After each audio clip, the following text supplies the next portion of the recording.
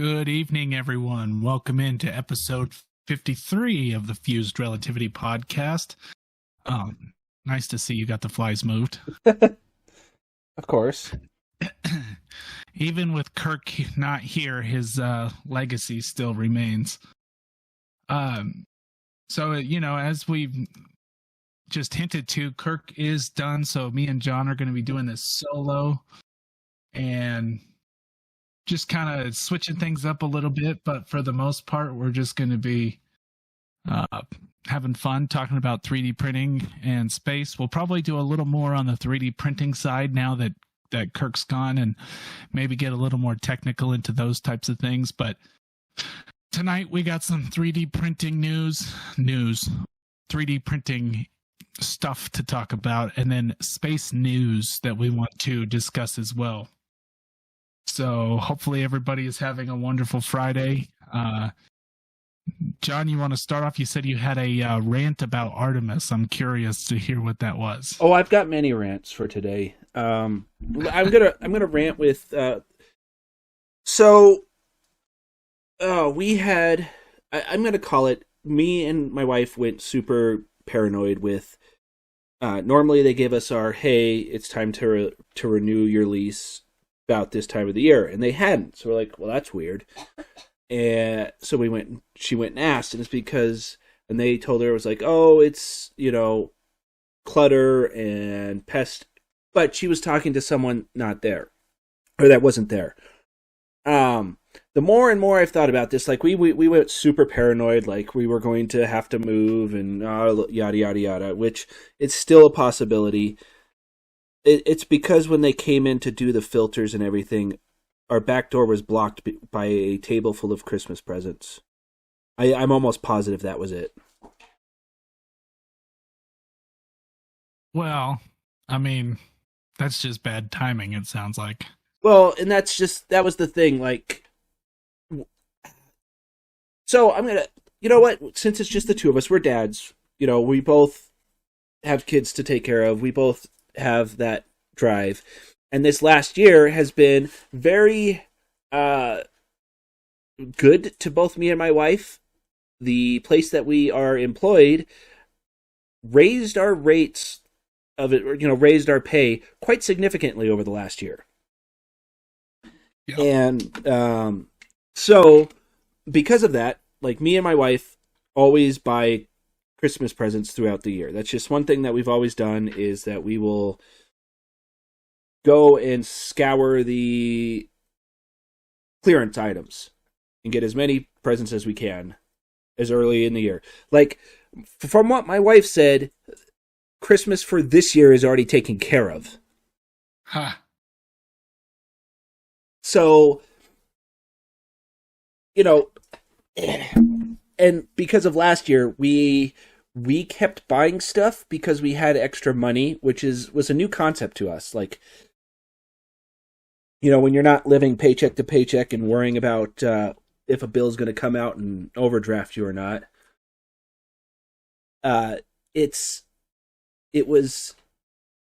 We bought too much. So, and I brought it up. Like, the day of Christmas, I got COVID and then passed it to everyone else. But so we were like, that was the worst week I have ever been through in the recent memory. And the kids were also sick, but they still have Christmas presents from like 2 years ago that they haven't opened. But it's just that like, it's weird. But yeah, so we had all the presents on a table because we were trying to clean up, but we were also sick. And then they came in and did it was just bad timing. But I will say, on the flip side of this, we have completely cleaned, like thoroughly cleaned, a lot of stuff, and it needed it. It really did. We've even, I've feng shuied our room, which, so on the total of tonight, I know I'm not letting Chris talk at all. Hey, it's your rant. I figured I'd let you have it. So here's the thing. I tried to, when I was redoing our room, because we did have the window blocked, with a desk, and I figured they would probably not like that. Probably not. Yeah, so I was like in this mode, and I just said screw it, and I'm gonna go get it moved. I think I broke my toe, and then in the process of moving the desk, I broke the desk. It's an L-shaped desk, but I don't know why, but when I moved it, the whole back support just broke off. So okay. now my wife is at work, but she so I had just my oldest daughter to help me. And sorry, my youngest is trying to connect to the internet. We just had to switch her to a Wi-Fi connection. So she needs some help getting it connected. But I've lost my train of thought. Where was I, Chris? I do not know. Okay. So anyway, while moving the desk, it broke. I know this is riveting information for a podcast. I got domed by the stupid desk. I was underneath trying to put the back support back on, and it slipped and just like clonked right in the head. So that was fun. I've been mortally injured tonight. I don't think mortally is the correct word. No, it's not. To tell you how bad it was at the beginning, like just the stress I was under, until I realized that it was probably just because of the stupid table and the thing hitting me. I was just all over the place. I'd start cleaning one thing, then like 2 seconds later, clean another thing. It was interesting. I did 3D print an attachment to my vacuum, though. That's cool. I know, riveting stuff again. Like, it is. You know how vacuums usually have that funnel piece, that like edge that lets you get into the like cracks. Yeah.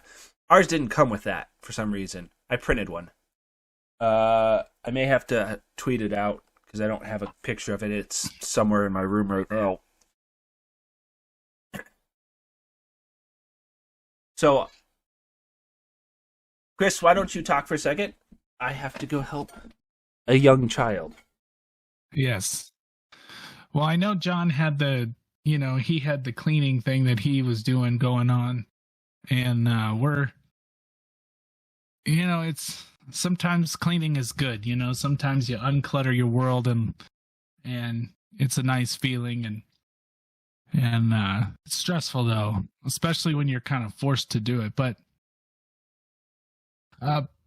basically, I think tonight what we're going to talk about is 3D printers, which John kind of talked about 3D printing his vacuum attachment thing. Yes. So we have been, well, I guess we shouldn't say we have been, but right now, me and John, we're talking about it this week. I am in the market for a brand new 3D printer. My dumbass bought one. Well, and so what we should clarify is the reason that I'm in the market for a new 3D printer is because mine is a couple years old now and it still runs great, but I think it's time to upgrade. And what I'm really looking for in my 3D printer is something that has a bigger build space. And I kind of got just sucked in by multiple colors, being able to do multiple colors at once. Yes, that's what I wanted to. And when I bought the printer, because I was looking at two. I was looking at the one that you sent me, and I can't think of the name right off the top of my head. But then are you talking about the G-Tech? Yes. Because it has a massive build plate and can print, like, I think one of them prints 3 colors. Yeah. So the printer that I'm looking at this moment it's a company called G-Tech, and it is a monstrosity. It has I had the specs pulled up just so I could give them out. So 320 by 320 by 420 millimeter build plate, which roughly translates to about enough to build a helmet.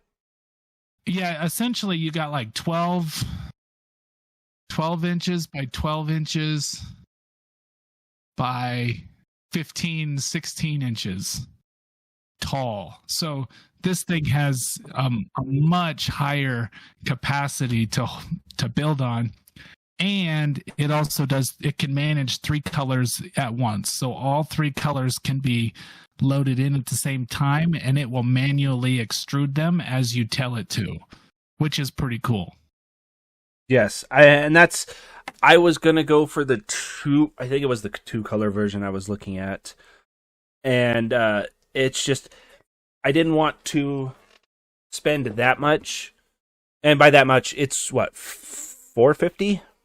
Yeah, like $450. And the only I haven't pulled the trigger yet because unfortunately it's not a company that I know. And yeah, that was my problem with it. Part of my problem is that the reviews have been a little bit all over the place the last couple of weeks. And so it's kind of, I like to read reviews, and when I can't find good reviews, not good reviews, but if I can't find enough reviews, then I start to get a little bit worried about it. So I'm still leaning towards it. I just haven't been able to pull the trigger. My thing, yeah, okay, I found it. I'm gonna post the link in the chat here.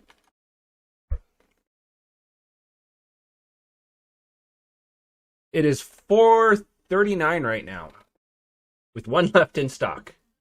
Is that that's not the A30T, is it? No. That's probably the A30M. The A30T is 20. Oh yeah, because it's only got the. Yeah, so the A30T is the one that I'm looking at, and it has. I can get it on, directly from them for $449.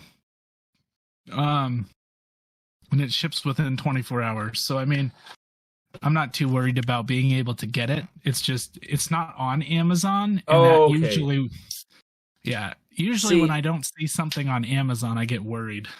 Yeah, I just closed out of the other link I was going to do. Yeah, that was my thing. Like, there was one called the Lotmax Shark, which is now only on their site. But it's a 3-in-1. So it does 2 colors. Let's see, what was it? Yeah, it does dual colors, it does laser engraving, and okay, so they're using dual color as the third thing it can do. Yeah, most 3D printers are starting to go into the laser engraving aspect. I know my Anycubic, I can buy an upgrade that would change out the nozzle for a laser head.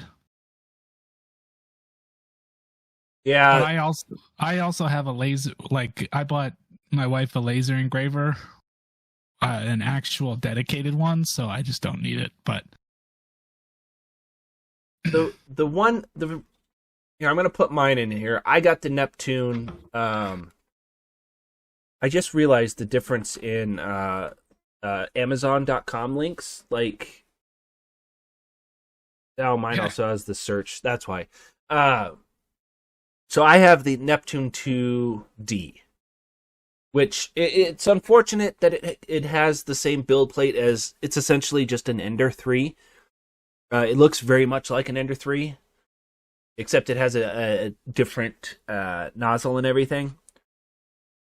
But it's by Elegoo, and since it can do 2 colors, I thought, that'll be fun. I have a lot of ideas for this. Most recently, my wife, Fuse Crafts, who's in the chat, was trying to make bacon earrings. It's a long story, but it's a good idea. The problem she had is when she was just doing what my filament changes to do the colors. It doesn't look good. Like with the egg she printed, it looked great, but that's because it's an egg, so it's very flat. Bacon needs a little bit more like randomness to it, almost. Since you brought it up, I had one thing I wanted to say, and that is I have to recant just a little bit on something I said last week. And I was helping someone with an Ender 3 this last weekend. Uh-huh. And I got that thing dialed in, and the quality was actually pretty good. See, and this is the thing. So I know we're talking about the 2-color prints, but this is another rant I've been meaning to have because I've seen it a lot on 3D printing spaces. But a lot of people are like, "Oh, don't recommend the Ender 3. It's garbage. Yada yada yada. You have to do a lot of tuning." And that's my take. Is it's not that it's garbage. It's just it takes a lot of work. I am spoiled. I have a Prusa. The fact that I don't ever have to level my bed, like bed leveling is not a thing I do, is like just trying to do that with an Ender, it throws me off because it's automatic for me. Well, and the thing is I got the bed completely leveled, and then I printed just a simple, nothing too fancy print, and I was looking at it and I said, man, this quality is actually pretty darn good. Like it did a fine job of printing, maybe even better than my Anycubic would have done, and that bummed me out. Yeah, well, same thing with your Anycubic. It can print the same detail, you just have to get it as fine-tuned. And that's the problem I'm having with my daughter's Ender 3 is I rushed to the upgrades to make it like my Prusa very quickly. Because when we got it we got it because it was cheap and easily upgradable. And I just jumped immediately into the upgrades with the auto touch. That sounds horrifying. The BL touch, the auto bed leveling that upgrade. And then I did the extruder upgrade. And then I've got to do the spring upgrade because I still have those two I need to replace. Like, I got sucked into upgrading it before I just got the printer working, and now I'm kind of stuck in that it's not working as well as it should. Well, and I said, I think in the last episode that I didn't like Ender 3s, and now that I actually got one to run pretty well, I can see why people like them, and I can see why they're good for printer farms, because for what, for $189, you're getting a pretty good quality printer. Well, and the fact you can actually score them for about $100. Micro Center usually has deals where you can get them for $100 if you watch. And I didn't like putting them together sucks. I'm not going to submit on that. I think you've got. I honestly think you, because you put together like a version 1, right? Probably a version 2, but I mean, literally, my Anycubic took me 1, 2, 3, 4, 5 bolts, 6 bolts, and boom, done, ready to print. See, and I could have swore like my daughter's was just as fast because you just had to bolt in the frame and then plug everything in. That's for an assembled model. If you get the kit... Oh, you got the kit. I got the kit. Oh, good God. Why would you do that? Because it was cheap. Yeah, no, that's what I'm saying. Like, I don't think you can buy the kits anymore. Or at least I haven't seen a kit, but I look on Amazon, so... It's skewed. Oh. And then I also had something else to pick a bone with you about, and I thought it was kind of funny, and I didn't bring it up before because I wanted to talk about it on the podcast. and I think I know the answer to this, but I wasn't sure, so I figured I'd let you voice it out on the show. You bought a new printer that does 2 colors, correct? Yes. Why didn't you just buy the Pressa upgrade that does 5? So, I agree. Here's the reasoning by it. Hold on. Let me see if I'm right on this. Because you didn't get an extra printer. No. Because that was part of the thing. Like it was either going to be the MMU upgrade or this printer. The MMU upgrade is great once you get it fully tuned in. The reason why I didn't do it, because I could have upgraded when I got the original printer. That was like, I've wanted the MMU since I got a Prusa. The thing with it is they're very finicky, and I don't have the space for the 5 spool holders. Like, I can make it. It wouldn't be that big of a deal. I didn't want to alter my printer that is doing the majority of my work right now. Okay, well, I can respect that, because I even got permission to buy a i3 MK Plus with that. Did I get that right? i3 MK Plus? Oh, you're talking about the... No, yeah, the Mark III S Plus. Mark III S Plus. All right. Well, I got permission to buy that and the MMU upgrade, but I don't think I'm going to. I think I'm going to get the G-Tech and see how. I mean, I'm still on the fence, but that might be the end where I end up, because my other option is the Chiron, and that one only does 1 color. So well, and that's just the thing. Like, It's an interesting, because I was just watching a TikTok on this too. It was, why do you have multiple printers? It's either you own a business or you're addicted. It's that, yeah. Like, I don't need 3 printers. Like, technically one of them's not mine. Well, I did just buy another one, so I have 3 printers. But I don't need 3 printers. There's nothing I can print that's going to take that time. But I can build my battle droid in a lot shorter time frame now. Well, and my goal for the big build space, because right now most printers like mine and John's were running about 8 to 8.5 inches cubed. So 8.5 inches wide by 8.5 inches long by 8.5 inches tall, which is a pretty decent sized build space. My problem is I want to start 3D printing guitars, and that's why I need to find a bigger build space, because I could do it on the smaller build plate, but if I could do 2 halves instead of 4 pieces, that would be amazing. So yeah, because we have talked about it, and we're gonna still attempt it, but we want a 3D printed guitar that works well and is reliable.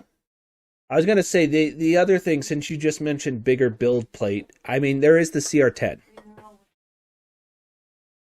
Yeah, and I thought about the CR10, but that's only vertical and not with you don't get the wide x-axis, which it's 300 by 300 by 400.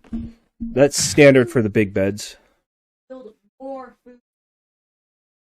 Oh, well, if I was going to do that, I'd probably go with the Chiron, because the Chiron is 400 by 400 by 420. Yeah, so, yeah.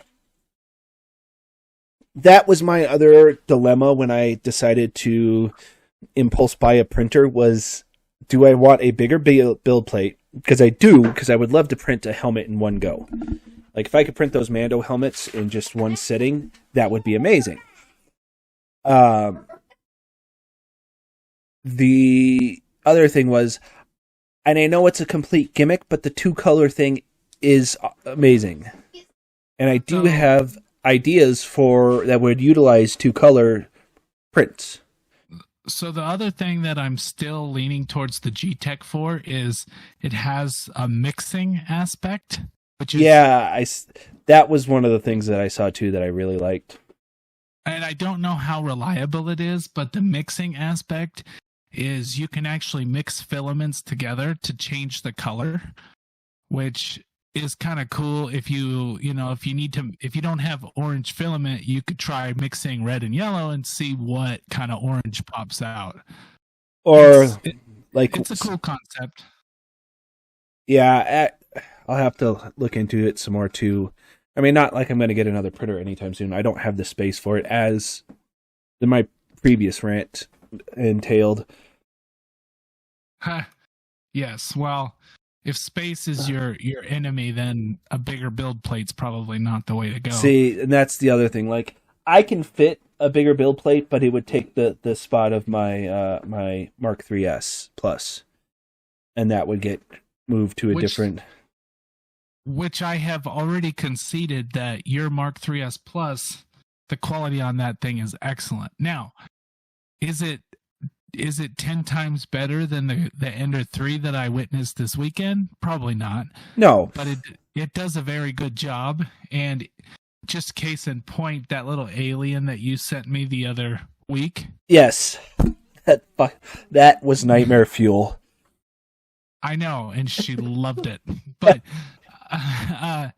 my printer wouldn't even handle it. It was having the hell of a time trying to even print that thing. So, and I printed that was tiny. That was like 40%. I know, and my printer just you know what it was it couldn't handle the head.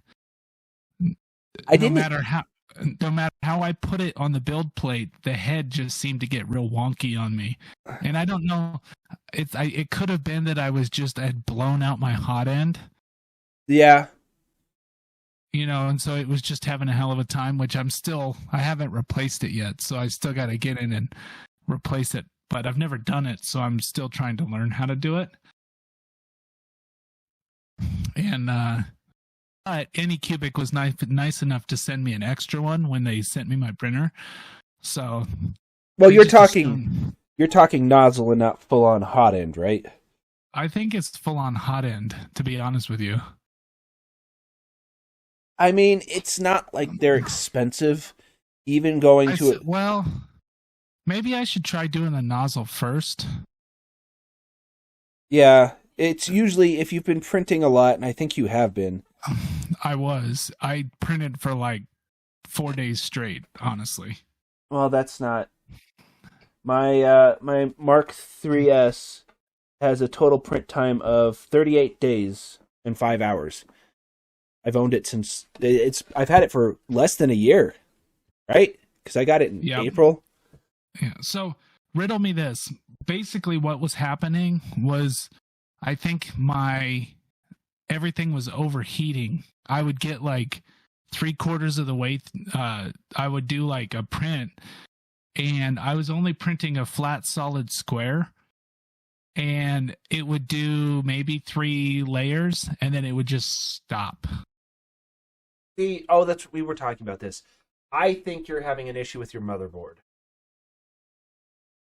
Because as soon as you told me that, I had seen videos of people complaining about their motherboard overheating, and it was having the same issues you were having, like the printer just stopping, it turning off, there was a wide range of things that was like, yeah, this is probably motherboard overheating.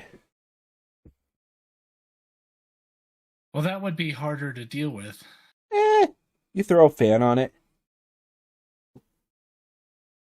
Well, and it's pretty well ventilated where it's at, and I haven't turned it on in a week, so it might be worth maybe after the show I'll turn it on and do that same print and see how it fares. Because, to circle back, last year when I had started our TikTok, I did a whole series on my Mark IIs versus an Ender 3, and everything was exactly the same. The only difference was, without tweaking the settings, the Ender was slower. That was about it. Everything came out the same. The prints looked the same. I wish I still had. I think I have the comparison, or I might have just done it for TikTok. I don't know. You know what might bum me out the most about the Ender 3 is that stupid dial. Oh, on the. Oh, you're talking about the touchscreen dial, or yeah. I know what you're talking about. Yeah, maybe that little dial is what drives me the most crazy. But I'm actually going to do, I don't think I told you about this, but I'm going to, maybe this weekend, if I get some time, maybe next week, I'm actually going to do a video for our channel to throw up on YouTube. And it's going to be the beginner's guide to essentially taking a file from like Thingiverse, putting it on your computer, and then how to get it into Cura and the simple settings of Cura, and then sending it to your printer. Yeah, fair. I mean, it's obviously been done and done to death, but no. But you know what? It hasn't, in the sense of like a really basic version, because everybody that I found has kind of gets a little more detailed, and it's hard to find just like click this, download here. Yeah, no, fair. Open here, put it into Cura. So if anybody's interested, I will be putting that up on our channel pretty soon, just as a little tutorial, because I figured, why the heck not? Everybody's got to start somewhere. So if you're into, if you're just new to 3D printing and you want to say, dude, how do I get this thing to print? And then you could go to my video and say, all right, this guy's one step above a gorilla. So if he can do it, I can. It's funny because I'm generally kind of curious how many people I've convinced into getting a 3D printer accidentally. Because the story of my viral TikTok I was just like, I'll put this up since I'm printing it, and I thought it would be fun, and then it just exploded. I know, and I have another idea for you, and I'm going to tell you after the show, and I think you should do it, and then you're going to have another viral TikTok, and then it's going to give you anxiety. But no, I checked for some reason. And I'm kind of kicking myself on this, but a lot of people were calling our ship Voltron. Which, yes, but Voltron's just also... Which Voltron came first. Power Rangers was Voltron was first. Power Rangers came second. So technically, if you're going OG, then you're on Voltron. But I mean, yeah. But yeah, it was... It was interesting because I was like, because our main TikTok channel for our podcast, the Fuzed Relativity one, doesn't get like it gets a trickle amount of likes and people coming into it, which is fine. Like I'm not expecting a niche channel that does 3D printing and space engineers to exactly be, a million follower channel. Like that's not an expectation I have. The thing that got me was I have been cleaning all day, and I just happened to take a second and look at TikTok, and I was looking at our main one, and it was like 37 notifications. I was like, that's weird. It was just we got a bunch of follows off of one of the videos hit the FYP, I'm assuming, and we got a bunch of views. But nice. So since I'm ranting, and we've kind of talked a lot about 3D printing already, let's talk about Artemis. Space. Let's go to space. That's where we're at. So, I was watching videos, and this it got me a little bit interested. But this lady was talking about how Artemis and SLS is going to be huge, and we're going to start a colony on the moon with it, and all this other stuff. And I was like, that's just bad. And it's because she worked on it.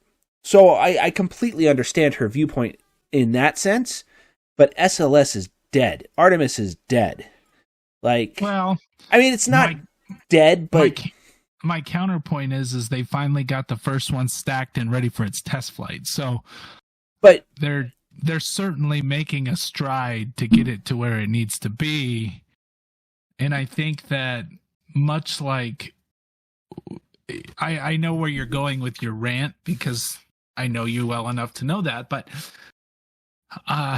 it'll be interesting to see where they take it from here, because I feel like the fact that they have it actually stacked for test launch means that they're pretty confident in its abilities, because it's NASA, which we've discovered over the years.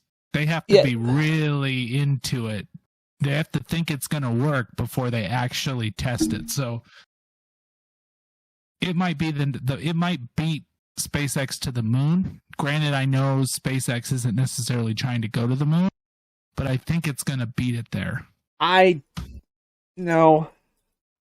It's not even Artemis. SLS isn't even going to the moon. That's the kicker. It's going to the moon's orbit, or the lunar orbit, but it's not going to the moon. That's SpaceX's job. But my thing with it is even if you were to charge 100 million or 100%, no, I'm doing this wrong. So the average price, or the price that they said, the last I remember seeing, of a Starship to launch was $1 million, right? Something in that effect. I thought it was more than that, but so even if you took it to 100 million, you can launch 40 Starships for one SLS, and the SLS can't carry anything. Well, I mean, I can't argue with you on that fact. My point is, I'm very interested to see 2 million. It's 2 million. So I want to see pictures from the moon. Damn it! And I agree. I'm like, whoever gets there first, let's go. Let's just finally get up there. The next Starship was fully stacked today as we talk about it.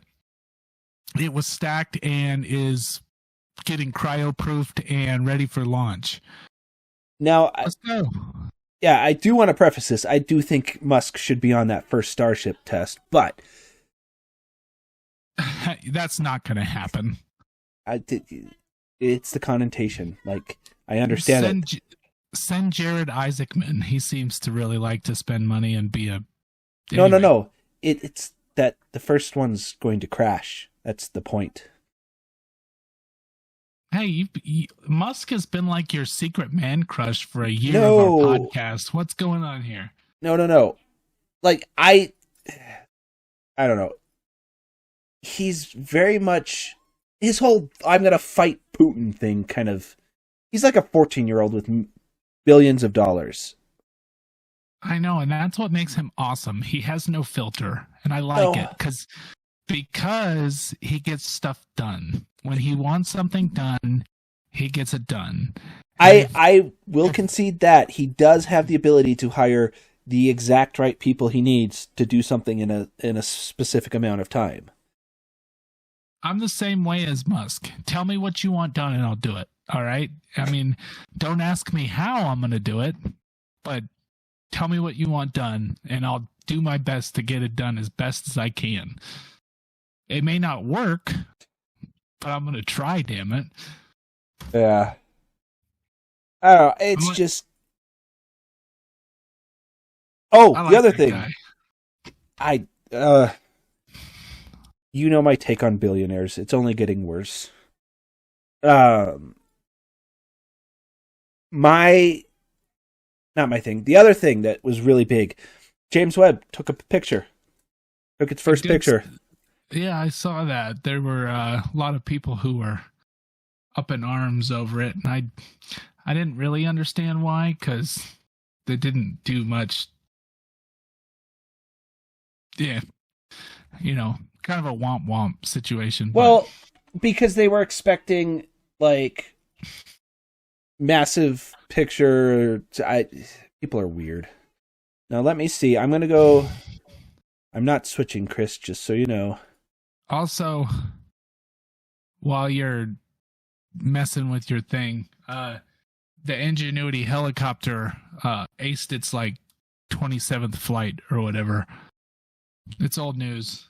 I still like that whirlybird, but it's lost a little of its grandeur because it doesn't fail. Well, yet it will.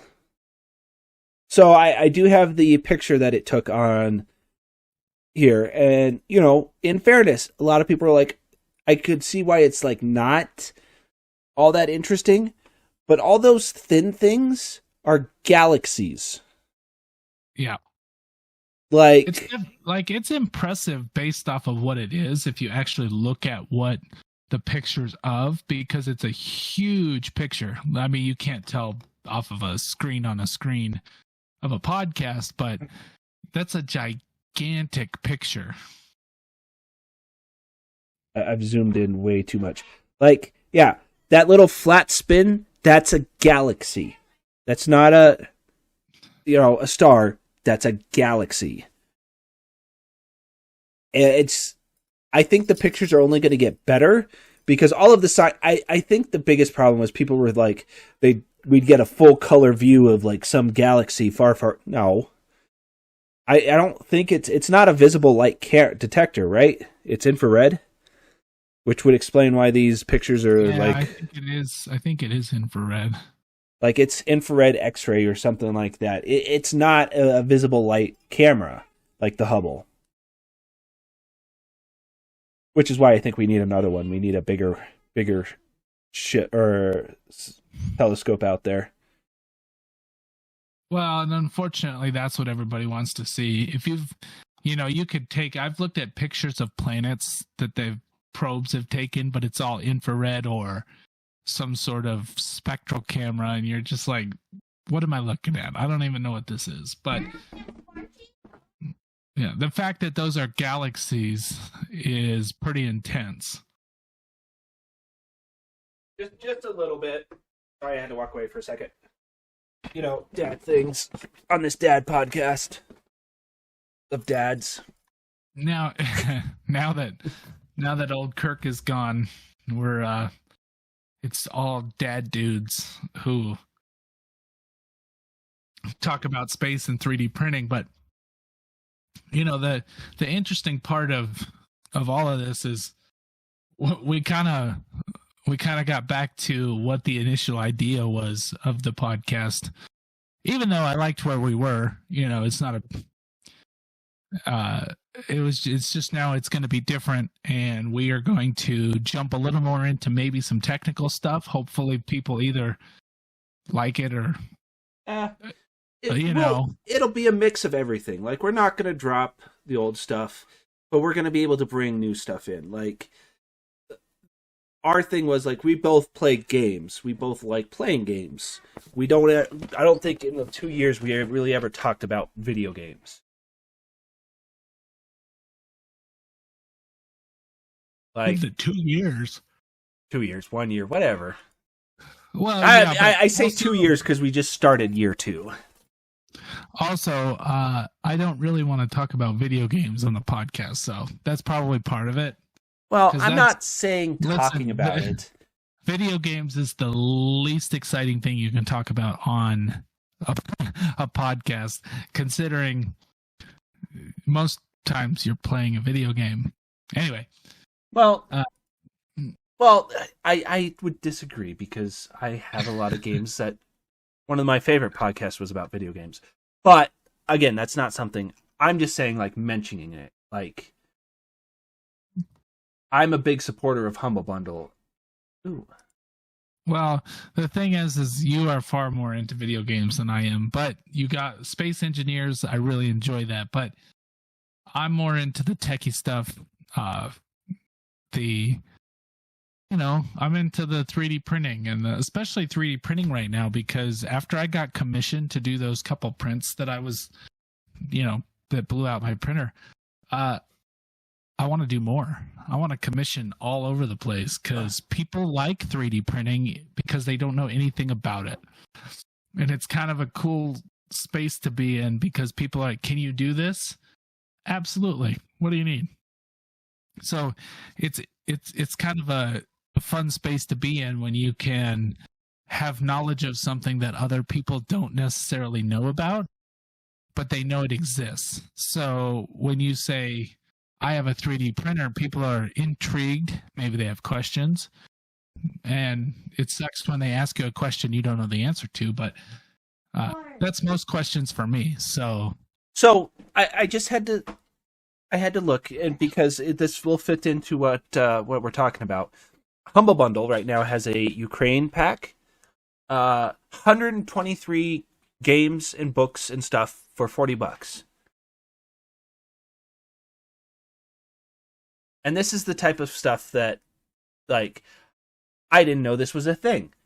And it's going to go for 6 more days. So by the time this comes out on podcast or on the whatchamacallit, this will already be out, or this will still be up, so you can still get it. But it has like Spyro and Fable and Satisfactory. The other thing it has that I thought was very interesting is it has miniatures, Chris. Miniatures to print? 3D printing miniatures, yep. That's cool. But I 3D printed some minis not too long ago just to see how they'd turn out. Not perfect, but not bad. Resin would be much better, but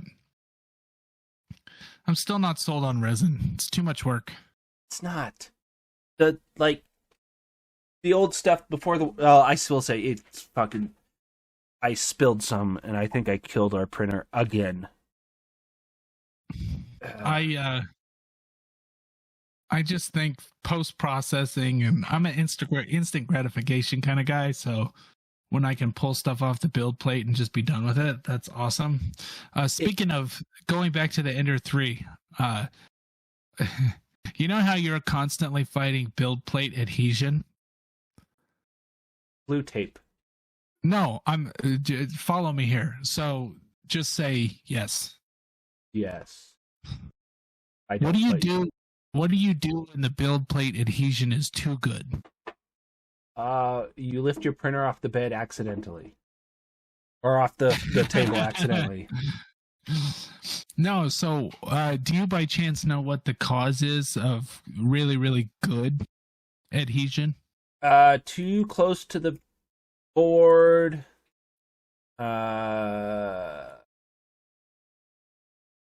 Like if you use glue, that would cause it. So, when I was working on that Ender 3 that I was telling you about, so what was happening was the print would come out and it would look amazing, but you couldn't hardly get it off. You know how the Ender 3 has the removable scratchy material thing that you can bend? Yeah. It was sticking to it so hard you had to like pry underneath of it to get it off of there. Yeah, that might just be too close to the bed. So does that mean the level is just a little too close to the... Yeah. Okay. Because I've had the same issue where it like digs into that grippy stuff and then you have to like pry it off. Okay, so maybe I just need to unlevel that just a half a click just to get it up a little higher. You can do that. You don't have to. You can do that in the settings, the Z offset, and just go up.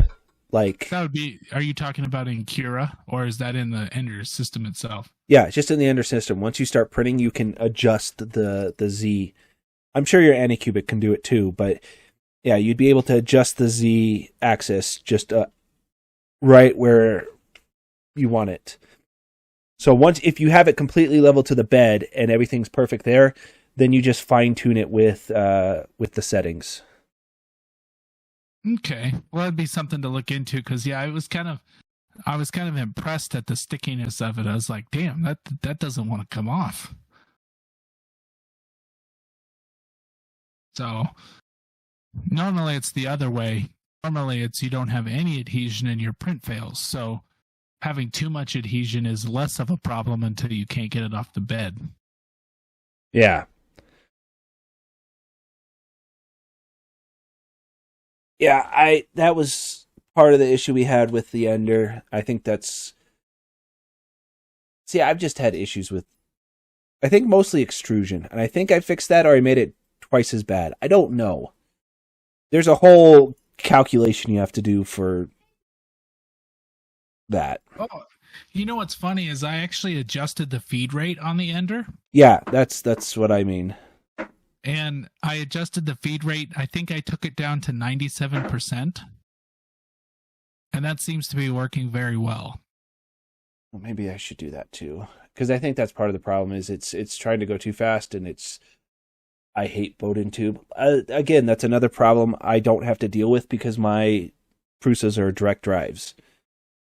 In fact, the Mark 3S, like you just put the filament in and it just gets it to where it needs to be. I can't really take credit for it. I just saw it on I don't remember, a forum or something, and I changed it on my Anycubic and it seemed to work, so I changed it on that one too, just to see if that would help out, and I think it does.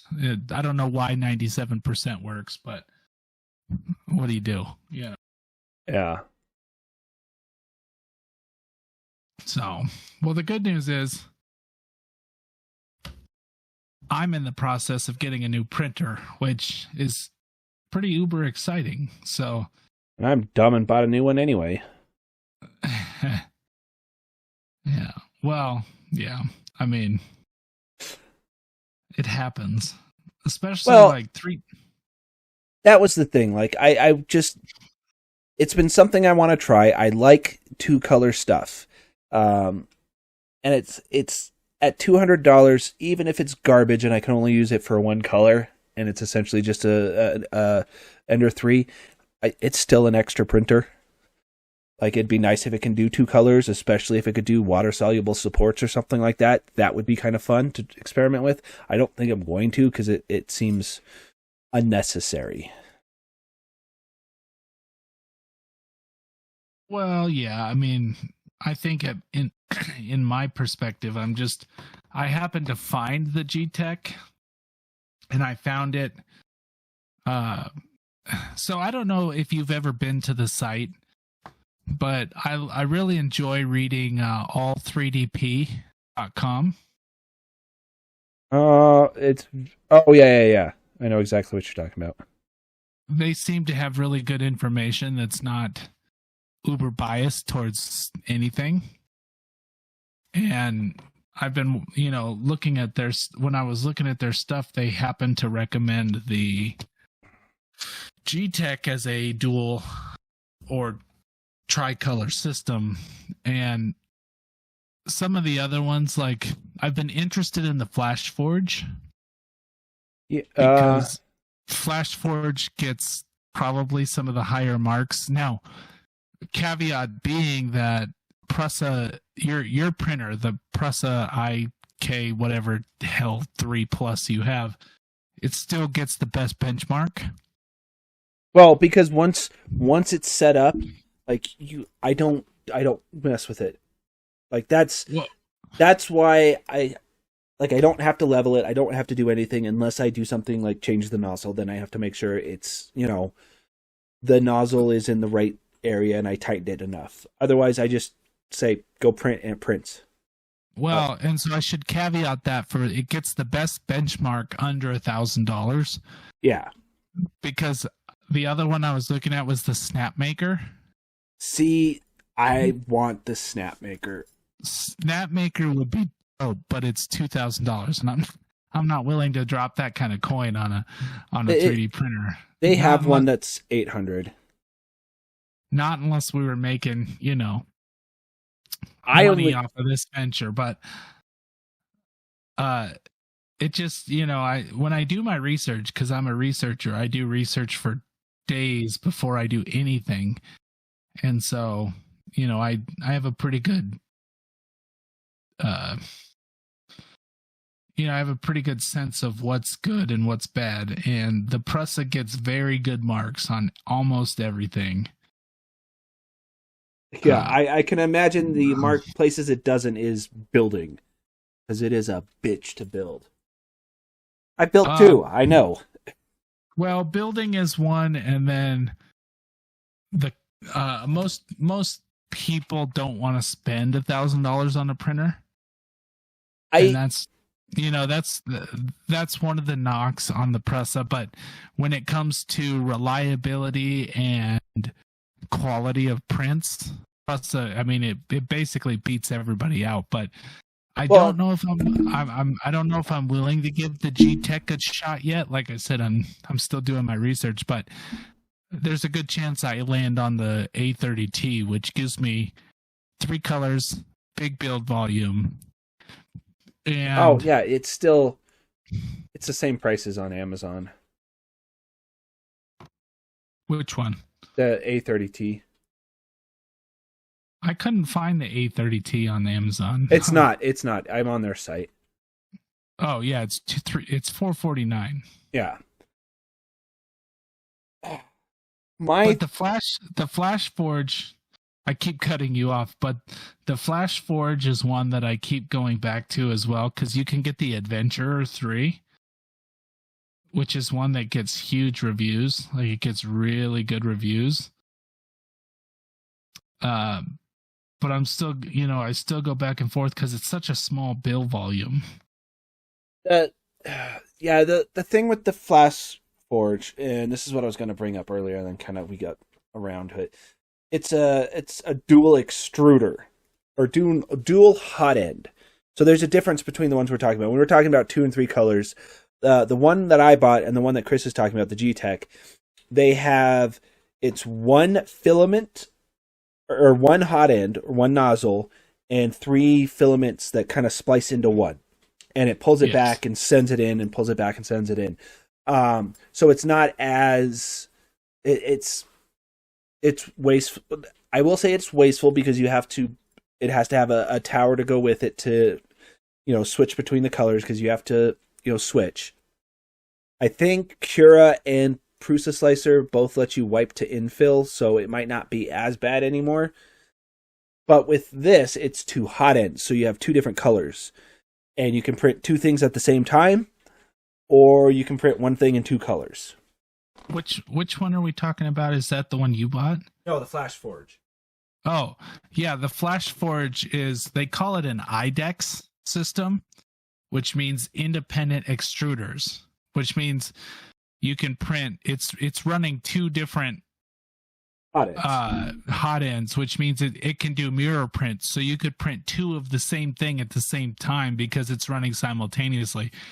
The only reason that's appealing to me is because, and this is super cool for anybody who's into 3D printing who's ever had to try and get supports off of a stupid thing, is with an independent extruder system, you can run water-soluble supports on, so you tell one to do your print, and then the other extruder does water-soluble support material. You can do that with the one I got too, just so you know.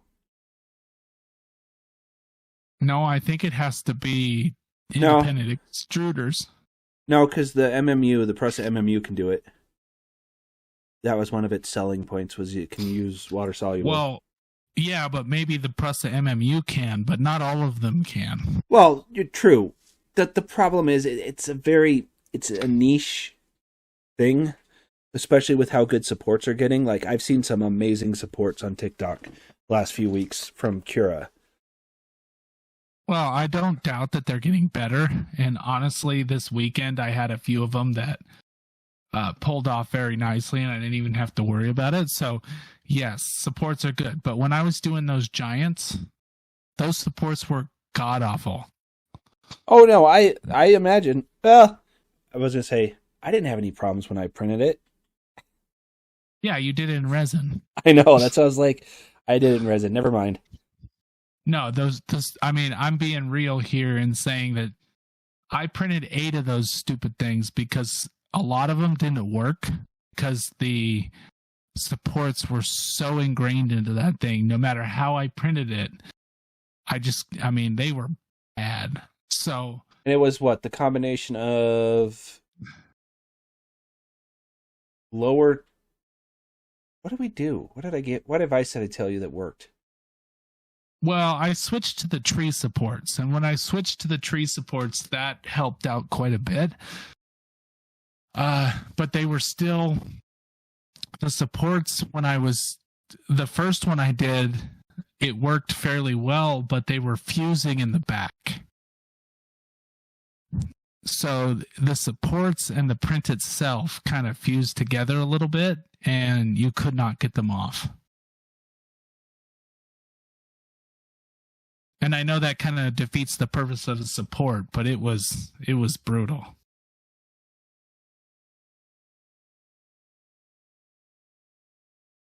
Yeah, there's tricks. Like, I don't want to necessarily talk about it now because we've already gone about an hour. And that was longer than I thought we were going to make it today, to be honest. But rafts. I started printing with rafts. I don't know how I feel about them yet. Are they rubber? No. Do you know what a raft is? Yeah, I know. I was making a joke. All right. I'm trying to fill a void that Kirk has left, but you know what? He's at a concert tonight, and you know what? Maybe I'll work on my jokes, but yeah. I'm torn on rafts right now. They just don't float my boat. Well, I think on that note, we should probably wrap this up. We have actually, like you said, we've been on for about an hour, and it's pretty good for our first episode with 3D printing, and we actually talked a lot more 3D printing than I thought we were going to, and it wasn't even half of what I wanted to talk about, honestly. Well, that's cool because we can get a little more in depth now that it's just us. At the meantime, we'll get a little more in depth on some of the things that we're into with the 3D printing. It could be good, could be terrible. It depends on how much you like 3D printing. Because if we start getting into technical stuff on 3D printing, it's probably not going to be the best listening. But like I said, it'll still be a lot of the same thing. It's just going to be with one less person. Yep, and that's cool. Capitalism still sucks. You shut your mouth. We're not talking about that. Well, next week maybe we'll form some off topics just to keep our format a little bit kind of the same as towards the end of the show, because I like the off topic. I don't know about you, but yeah, I enjoy having a little bit of breakup at the end, just in case we stumble across something a little bit ridiculous at the end of the week. Yeah, no, that's. I was looking to see if I had saved one, but it was. I do have one, but I kind of want to save it till next week. Well, yeah, we can save that one for next week. We're getting late into the evening, and we will keep it going. Since it's the end and we can, Private Lean, thank you for chatting with us. Yeah, thanks for popping in. Unfortunately, it is the end of the show. Yeah. It's been a rough day for me, at least, and time for a bit of a drink and some bed. Yes. And hopefully we will be playing Space Engineers tomorrow night. We will be on Space Engineers working on the first episode of season 2. So if anybody does the trailer, we're going to be working on the trailer. We're working on the trailer for season 2. Even more interesting because, well, it's the trailer. It should be funny, if anything. Well, that is what we'll be on tomorrow night, probably about the same time, start about 8:45, 9 o'clock. So we do hope to see everybody there. Thanks again, everybody, for listening. And if you have any 3D printing questions, space questions, do give us a holler. All of our stuff is linked. So for me and John, hope everybody has a great night. And until then, go boldly, friends.